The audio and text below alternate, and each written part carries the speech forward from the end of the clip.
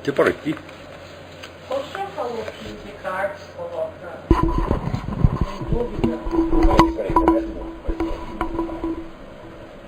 Quando o senhor falou sobre Descartes, que ele coloca em dúvida o conhecimento, imediatamente eu me lembrei da passagem na Bíblia. O apóstolo João diz que ele exorta alguns irmãos da igreja de que muitos dizem que amam a Deus sem, contudo, amar o próximo, o irmão, que são aqueles que eles estão vendo. Então, no mesmo momento, aquilo que o senhor falou de Descartes, eu trouxe para mim mesmo. Que em mim mesmo, muitas vezes, eu digo que eu amo a Deus, mas tenho muita dificuldade de lidar com o próximo e amar aquele que eu vejo. Perfeito, perfeito. Não sei se vocês ouviram aí, naquele momento que eu falei que Descartes colocava tudo em dúvida, colocava em dúvida o que estava ao alcance dele, mas ao mesmo tempo afirmava resolutamente a existência de Deus, sabendo que essa existência seria colocada necessariamente em dúvida depois. Aqui o Davi fez uma analogia com o trecho do Evangelho de São João, que diz que as pessoas afirmam que amam a Deus, mas no entanto não amam ao próximo, que está, por definição, muito mais próximo. É exatamente a mesma coisa nos dois casos, né? Então, num caso está se referindo à relação de conhecimento, em outra relação de amor, mas no fundo é a mesma coisa. Porém, Descartes, ele vai um pouco mais além da mera afirmação da existência de Deus. Quando ele diz que vai entrar no método da dúvida metódica, da dúvida sistemática, ele diz, bom, mas durante esse tempo eu vou continuar vivendo, tenho que tomar decisões e tal. Então eu vou formular aqui o método de uma moral provisória, que eu vou seguir, né, como se fosse verdadeira durante aquele período, tá certo? Até que depois eu possa examinar os princípios da própria moral. Mas acontece o seguinte, veja, a frase que o Etienne Couvert descobriu aqui, que chamou a atenção, e que nunca ninguém tinha chamado a atenção para essa frase. Então, diz Descartes, não seguir menos constantemente as opiniões mais duvidosas, uma vez que eu estivesse determinado a isso, do que se elas fossem, ao contrário, muito seguras. Essa é a regra. Quer dizer, vou continuar seguindo as regras duvidosas como se elas fossem seguras, né? E é então uma verdade muito certa que quando não está em nosso poder discernir as opiniões verdadeiras, devemos seguir as mais prováveis. Ele diz, mas como que pode haver uma verdade certa no instante mesmo em que ele está colocando todas as verdades em dúvida? Quer dizer, o fundamento mesmo que ele alega para seguir a moral provisória é contraditado pelo princípio da dúvida metódica. Quer dizer, é uma coisa evidentemente tão inconsequente, quer dizer, que um homem inteligente como Descartes não poderia deixar de perceber isso, né? Na verdade, pergunta em seguida o Couvert, mas por que eu vou seguir os princípios da moral provisória?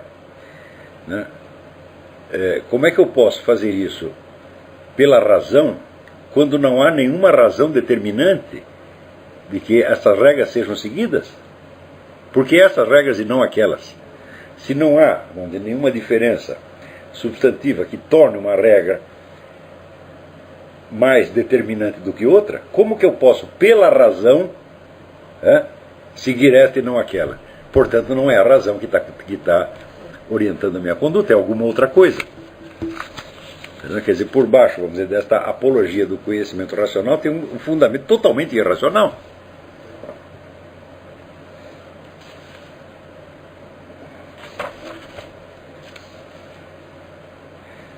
Agora, poucas pessoas perceberam, né, vamos dizer, a semente da confusão ali no centro da coisa, mas um dos que perceberam foi o grande pregador Jacques Béni Bossuet, escritor maravilhoso da língua francesa. E ele, lendo Descartes, ele disse o seguinte, ele no começo, veja, ele no começo leu Descartes e não percebeu nada, achou que estava tudo bem, tudo certo, era um escritor cristão, etc. Aos poucos ele foi, né, se tocando de que havia ali um problema, e chegou à seguinte conclusão. vejo um grande combate preparar-se contra a Igreja sob o nome da filosofia cartesiana. Eu vejo nascer do seu seio e de seus princípios mais de uma heresia, nasceram montes, né? E prevejo que as consequências que se tiram daí contra os dogmas que os nossos pais sustentaram vão tornar a Igreja odiosa e fazê-la perder todo o fruto que ela podia esperar para estabelecer no espírito dos filósofos a divindade e a imortalidade da alma.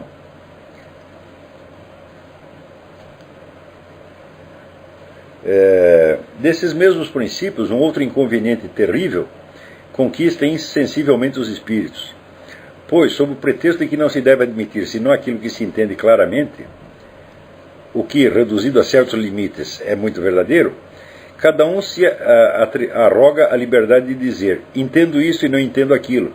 E com base nesse único fundamento, aprova-se ou rejeita-se tudo o que se vê, sem pensar que nossas ideias, que além das nossas ideias claras e distintas, há outras ideias confusas e gerais que não deixam de encerrar verdades tão essenciais que, negando-as, subverteríamos tudo. Entende? Vamos dizer, é o mesmo ponto já abordado, que as ideias claras e distintas não são de maneira alguma primárias e não são fundamento das outras. Quer dizer, você tem conhecimentos importantíssimos que não lhe chegam de maneira alguma claros e distintos, e é desses que você tem que partir. Por quê? Porque você não pode negá-los.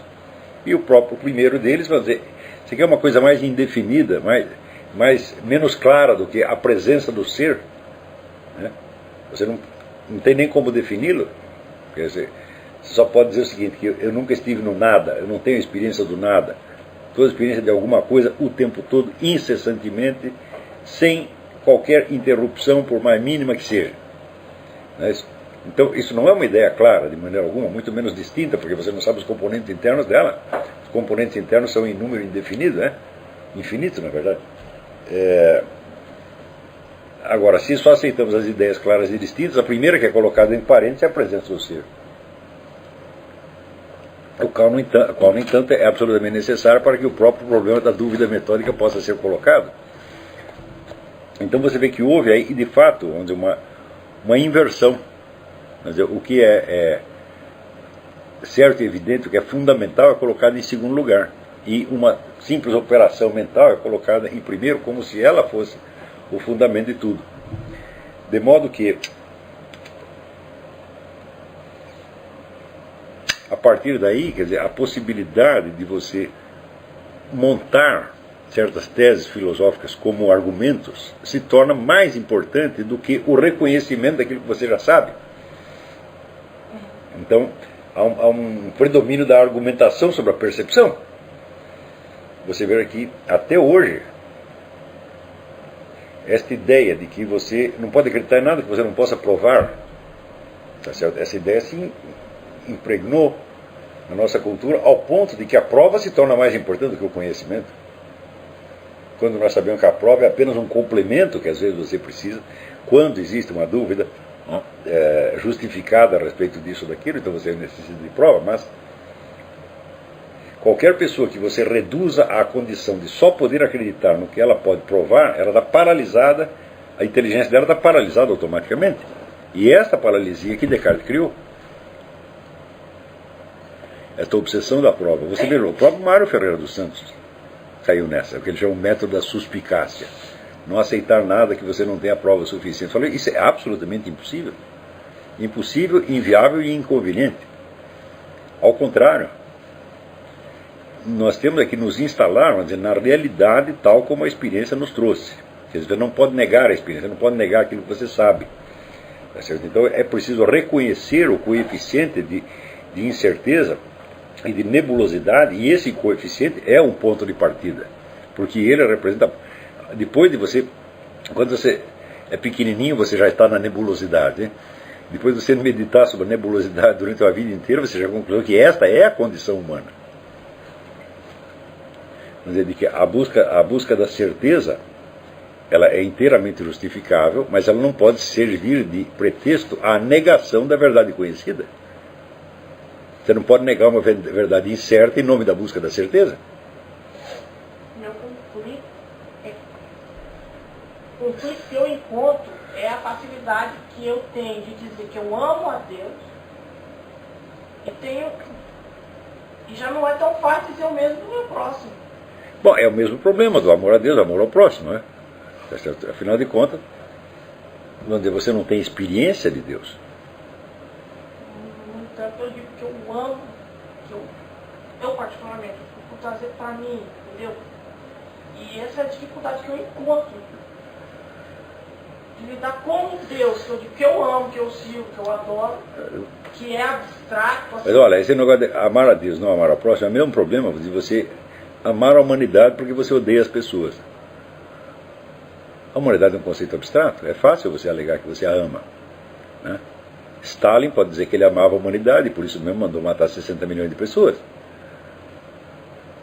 Então, quer dizer, o Deus a que se refere aí São João, assim como a humanidade a que se refere Stalin, são abstrações. E, portanto, são absolutamente inofensivas. Né? Não podem te incomodar, no mais mínimo que seja. Agora, o próximo, como o ente real, ele pode te incomodar, ele pode te atrapalhar, pode ser muito inconveniente. Vamos dizer, do mesmo modo, vamos dizer que a certeza que Descartes tinha, vamos dizer, da existência de Deus, ela ficava automaticamente neutralizada, porque não havia providência, Deus não interferia nas coisas. Entendeu? Quer dizer, quando surge daí, vamos dizer, a ideia do mecanicismo, quer dizer, o mundo funciona por uma série de regras mecânicas que foram determinadas uma vez para sempre. Tá certo? Então, é evidente que você não tem mais a intervenção da providência. Mais ainda, como Deus é reduzido à condição, vamos dizer, do criador do mundo material, ele praticamente deixa de ser o criador da alma individual. Note que, eu já expliquei isso muitas vezes, a relação que Descartes vê entre a alma e Deus é uma relação mecânica. Deus é uma coisa externa, é uma certeza externa, não é um componente da própria alma. E eu já ressaltei aqui a experiência agostiniana, vamos dizer, da falta de fundamento do próprio eu. E justamente esta é a pista para você perceber Deus como um componente, como uma força que te instaurou, está te sustentando no ser naquele mesmo momento, sem nenhum outro motivo razoável senão o amor que Ele tem por você. Então aí, vamos dizer, Deus se torna um elemento efetivamente interno da alma. Ele não é o criador do mundo, é o criador de você também. Quer dizer, você perceber que você foi criado, que você saiu do nada. Né? Você não é uma necessidade cósmica. Você não existe, né, como existe, sei lá, os primeiros princípios da lógica. Você não é uma necessidade. Você é contingente. Então perceber, vamos dizer, a contingência do próprio eu impediria você de fazer essa comparação que faz Descartes, de dizer que eu tenho a mesma liberdade interior que Deus. Eu não tenho a mesma. Porque eu não escolho entre alternativas que eu mesmo criei. Né? Eu escolho entre possibilidades de ação que estão no mundo exterior, nas quais eu consigo discernir, vamos dizer, o bem e o mal, um bem maior, um bem menor, um mal maior, um mal menor. Tudo isso me é dado, não é criado por mim. Tá certo? Então, de maneira alguma se pode dizer que o eu tem a mesma liberdade interior que Deus tem. Quer dizer, esta é vamos dizer, é uma noção totalmente artificial, totalmente fingida. Eu digo sinceramente, não é possível que Descartes acreditasse nisso. Mas ele quer que você acredite. De modo que você mesmo, embora você professando a sua fé em Deus, na verdade você está dizendo que Deus é você mesmo. Só há uma diferença de força física entre um e outro. Mas agora, essa diferença de força física significa, em última instância, o quê? Deus aprisionou esses deuses maravilhosos, não é certo? Num mundo que lhes é adverso. Né? Então, que cada um tem a liberdade interior igual ao do próprio Deus, mas está limitado externamente pela matéria, então nós somos exatamente como a gnose diz, nós somos o espírito divino aprisionado na matéria que tem que se libertar dela. Está entendendo? Então, toda esta parafernália foi feita para quê? Para passar, no fim das contas, vamos dizer, uma crença gnóstica. Então, entende por que o sujeito teve que fazer isso mascarado? Ele teve que passar isso como se fosse a própria doutrina da igreja. Ao fazer isso, ele repete um procedimento que foi também o dos primeiros gnósticos. Os primeiros gnósticos, eles pegavam as pessoas e começavam a pregar o evangelho tal como Jesus Cristo disse. Repetia exatamente a mesma coisa. E ainda reclamava, falava, não, esse pessoal da igreja diz que nós somos heréticos, mas nós estamos ensinando a mesma coisa, com toda a inocência. Só que no meio modificava a nuance, o peso de cada coisa, de modo a você chegar à mesma conclusão de que você era uma centelha divina presa no mundo material, criado por um Deus mau. Então, portanto, não havendo a culpa humana. Quer dizer, a culpa do mal é o próprio Deus. Quer dizer, você inverte o negócio. O juízo final passa a ser o julgamento de Deus, e não do ser humano. Agora, veja o que Descartes diz com relação à moral provisória.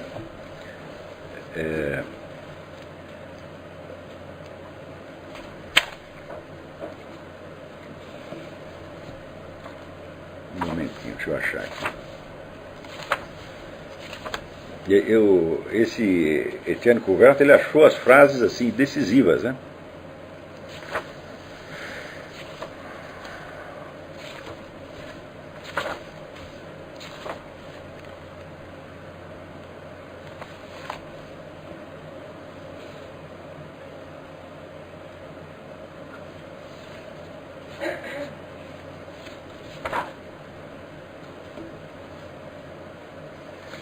Olha aqui, Descartes fala da moral provisória, então ele diz que adotar a moral provisória me libertou de todos aqueles arrependimentos e remorsos que costumam agitar as consciências daqueles espíritos fracos e cambaleantes que se deixam constantemente levar a praticar como boas as coisas que eles julgam ser más. Ou seja, ao adotar a moral provisória, ele se tranquiliza, ele não tem mais o problema do bem e do mal.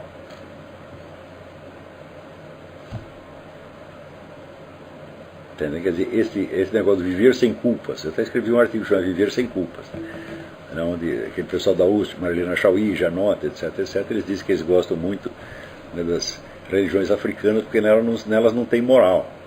Então você pode viver sem culpas.